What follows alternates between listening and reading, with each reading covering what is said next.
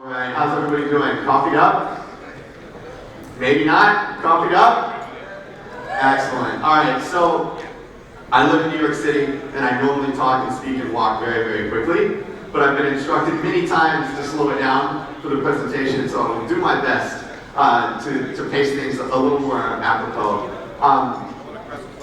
I appreciate the opportunity to be here at ICA Congress. It's been a pleasure moderating some of the panels up here. And now I want to spend the next roughly 15 minutes to go over sort of a big picture look at what I see us facing when it comes to digital and the next generation of consumers. On a daily basis, my full-time gig is I run a full-service digital marketing and advertising agency in New York, and a grand portion of our business is in the jewelry industry. So we work with retailers, we work with manufacturers, we work with gem dealers just like yourselves.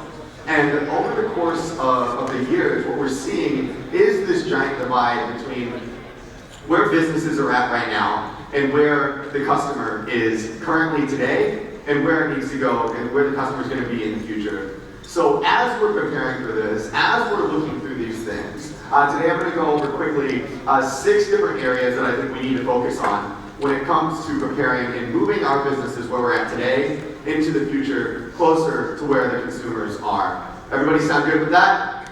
And what I'd like to do is even, at the end, hopefully leave a few minutes and answer a couple questions if people have questions. Does that sound good? Because I feel like nobody's been able to ask some questions so far. All right? But I need a little bit more energy. Everybody ready? All right. Okay, so step 1 is the evolving mindset. We have to change our mindset before we can change our skill sets, before we can change our outputs and our success. Everybody on board with that?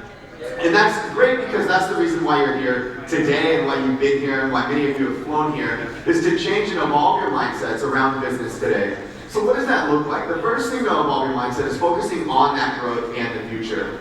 Most of us spend the majority of our time, every single day, focusing on the things that currently run our business. In fact, one would say that we've been sort of romantic about how we make our money. And instead, how many of you spend at least 30 minutes a day, right? Just 30 minutes a day, focusing on something new in the business, focusing on learning something new, whether it's something on digital, focusing on something that's new in the industry or new technologies, right? By a show of hands, how many spend at least 30 minutes a day looking at something like that?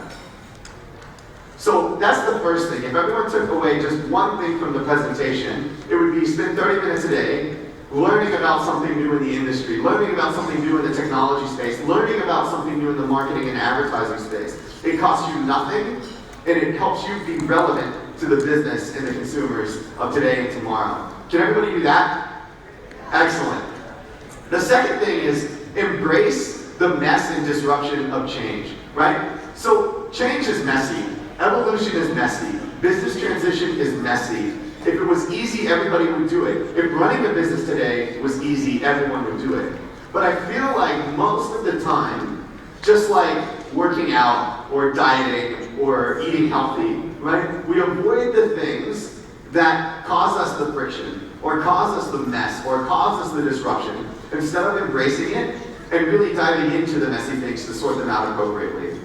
As you dive into digital, as you dive into social, as you dive into more branding and marketing and advertising, it's not going to be easy. It's not going to be clean. It's going to be messy at best. So what I'm telling you now is expect it 1 and embrace it 2.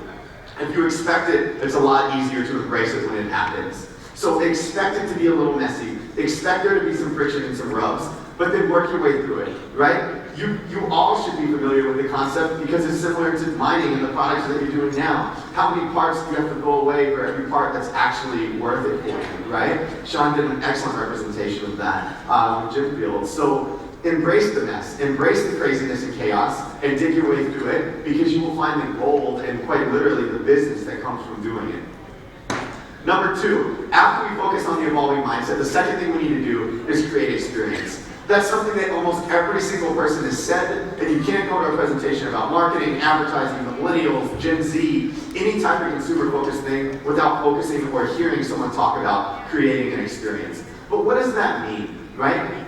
By experience, what I'm talking about is, how are you really impacting someone's emotions and their feelings? How do you make someone feel, right? The great saying is, people always forget what you say, but always remember how you made them feel, right? So what are you doing to make your customers and the end consumer feel something different? Feel some sort of emotive connection to your product? And whether that's B2B or B2C, we're all humans, right? We're all selling to humans. So if we cannot affect the emotional impact of our business to someone else, then we have no chance of affecting the financial impact, right? So the first thing that we have to do is focus on, what is your brand and business doing to impact the emotions and feelings of your customer? The next thing is, evolve your vision of what luxury and lifestyle look like, right? The customers of today that have the money to buy are not necessarily walking in suits and ties. They're probably walking in $3,000 sneakers, some $350 ripped jeans, and a t-shirt, a black t-shirt from Theory that costs $150, right? And they're walking in and they have the capability to buy and purchase and spend their money. Now they're spending their money on a variety of different things, but we have to make sure that we're relevant. We'll talk about relevancy here in a second to the consumer. You have to understand who your consumer is today, what they represent when it comes to luxury, what their new lifestyle of luxury is, and what they want access to. They want access to the tangibility of your product. They want to understand the background behind your product. Most of them probably want to know more things like Robbie was talking about yesterday and the science behind Tanzanite than you would think. Most of our consumers today, when it comes to the millennials and the Gen Z segment, are researchers. They're on their phone, right? They're Googling everything. They want to find out everything. That's why their BS meters are so high. They understand when someone is just saying something that's a marketing message and the brand is not backing it up. So it's important as a business to understand what that lifestyle of today's consumers really are and how luxury looks to them. Luxury is access to information. Luxury is knowledge. Luxury is insights and intelligence. So if we're not delivering that behind our products, then we're not really living up to a luxury brand, right? It's not just about high price and high quality and high service anymore. It's many more things behind that.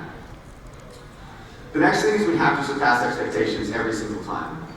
We have to beat ourselves. I tell my company every single day that the person that needs to beat us is us, right? We have to evolve our business and continually surpass our own expectations in order to surpass the customer's expectations. So what does that look like, right? It's not business as usual. How many of you have some sort of strategic plan or some sort of strategic marketing plan by show of hands for your company? All right, so if we need this by next Congress, this is something easy that everybody can focus on, right? Set an expectation for your business. Set an expectation for your marketing. Set an expectation for what you're looking forward to grow your business. If you don't set that bar, there's no way you're ever going to live up to it, let alone surpass it. So the first thing I would do when I get back is look at, from a marketing and a branding and a messaging perspective, when we want to evolve our business forward from a communications perspective, how do we want to measure that? What does that look like strategically? What does that look like from our own expectations in order for us to meet that and then surpass it? Step 3, so we talked about evolving our mindset, we talked about creating experiences. The third part here, which is where most people start in a digital marketing and communications presentation, is the communications part. But if we don't understand the first two pieces, then the third piece, the communications, don't even really matter. So we live in a mobile-first mindset. Everybody knows this, right? And everybody talks about the millennial segment, right? But most people in here are either responsible for a millennial, for creating a millennial, or starting to think and act like a millennial. How many of you send emails from your phone? How many of you send text messages from your phones? Or use chat apps from your phones? How many of you have ever sent an emoji from your phones? Right? These are all, many of you in here, like multi-million dollar companies that have probably sent pictures of emojis with people crying, laughing, smiling, maybe a fist pump, or some of you even a picture of the poop emoji of people. It happens, right? So these are all executives, yet we all act like millennials in some way, shape, or form. So if we don't think with that mobile-first mindset, there's no way that we can engage with the future consumer. And when I say future consumer, I'm talking about the consumer of today. So what does mobile first mean? It means a website that is designed for mobile, not just works on mobile. It's communications in a mobile-friendly format, so emails that look great when read on a mobile device, right? Using text messaging campaigns, using social media, using things that are applicable to the mobile consumption of media today. So that goes across your entire business, not just on Facebook and Instagram. We have to think with a mobile-first mindset. When somebody hits your website on mobile, how long do they give you to find what they're looking for? Roughly 3 to 5 seconds is what you have to capture someone's attention on your website from a mobile device. 3 to 5 seconds. That's this long. Gone. So in that case, if your site is crazy and hectic and you don't know where to find things, there's no chance you're going to captivate that consumer or that customer, whether it's B2B, B2C, or whatever it may be. You have to think with that mobile-first mindset. The other thing is the future of voice, right? Voice is here, voice search, voice to text, all of these things are prevalent and not going anywhere. And when you think about it from a marketing perspective, marketing to someone from an advertising and intercepting them when they're talking to Alexa is way different than what they're typing for when they're searching on Google on their phone or on their computer, right? So voice is something you need to be aware of coming down the pipeline. And the other thing is the intersection of personalization and automation, right? In a world where we're trying to automate everything, there's a great importance and a great preference placed on personalization. So in your communications, in your marketing, yes, focus on automation, but also focus on personalization. And the worst thing that you can possibly receive, and we've all at least received one, is horribly done personalization. The automated email that ends up saying insert name instead of your actual name, or it's your name and your last name with no space, or whatever that may be. So focus on personalization. Right? Focus on automation, but it has to be personal. It has to be individualized. The biggest thing today that we see with businesses are big brands trying to act smaller and small brands having a much bigger impact than they've ever had before because of the media platforms available today. The other thing is real-time testing of marketing and advertising. It's crucial that we have opportunities to test in the market. In my research days, people would spend $40,000 to $100,000 on a research project testing an ad. Today, we spend $20 a day per 20, 30, 40 different versions of an ad running on Facebook and Instagram, 72 hours later turning it off and going with the one that works the best. And we're on the horizon of mixed reality, right? It is something that is coming down the pipeline to where people will plug in for hours upon hours in a headset in virtual reality, and then also integrating with reality in real life. So there's an interesting thing coming down the pipeline with what Oculus is doing and all of that. It's something to read up on a pretty daily basis. The next thing, number 4, trust and transparency. Trust, transparency, and security are going to be top of mind of every consumer out there, not just the next generation, right? Because so much is put out there, privacy has become a value proposition.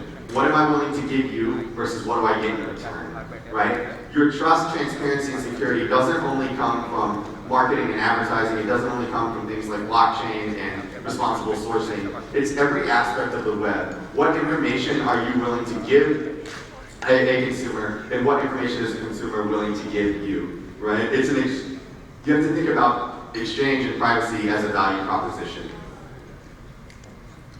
And consistency is equal to quality.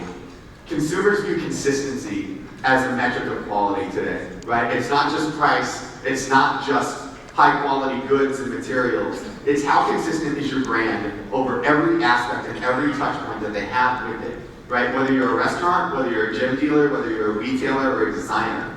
A consumer measures your quality based on the consistency of your message and your business interactions with them. 5th is relevance. Relevance is something that's extremely important, and what I mean by that is relevance in the digital space first is time. How speedy can you actually get to consumption? How close to the point of consumption can you deliver a message to a consumer? Procter & Gamble used to have this thing called the moment of truth. The moment that a consumer is exposed to the brand and then is impacted by that brand, then on in terms of their purchase decision. Google in 2011, I think, recoined it as zero moment of truth. The moment when somebody's exposed online to a brand. Well, now, as marketers and advertisers, we are marketing in that moment of truth. We're selling in that moment of truth. That the first time that someone's exposed to your brand online, they actually have the opportunity to buy online with your brand. So the way in which we market and advertise to consumers is different when we're marketing in the moment instead of for the moment. And then digital discovery. The age of search. Who here wants to actually search for anything? Right? We use search as a last-ditch effort to find a solution. Today, everything is about discovery, and it's no different for marketing and advertising.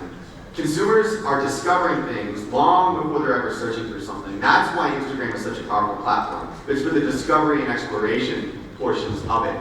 So if you're not creating content that allows you to be discovered, you have no chance of closing that consumer. And then identity.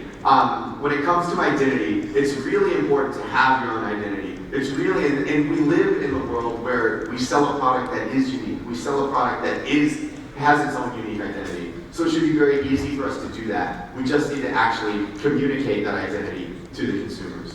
And then finally is execution. The last thing is this, is that momentum starts with motion. If we don't take at least one step forward every single day, there's no way that your business is going to catch the momentum that you want it to have when it comes to marketing and digital and advertising. So my challenge to you is that over the next 12 months between now and the next Congress, is that you've done something to move your business forward in the digital space. And I believe that's it. I'm not sure if we have time for one question or not. Okay, we have time for one question if somebody wants to ask a question. That's where you can stalk me online. You can find me on Instagram at Benjamin Smithy. And you can also see my email address down there. Does anyone have a question before we kick it over? Go back one slide. Go back one slide. There you go. Excellent. Guys, thank you so much. It's been a pleasure. Thank you all.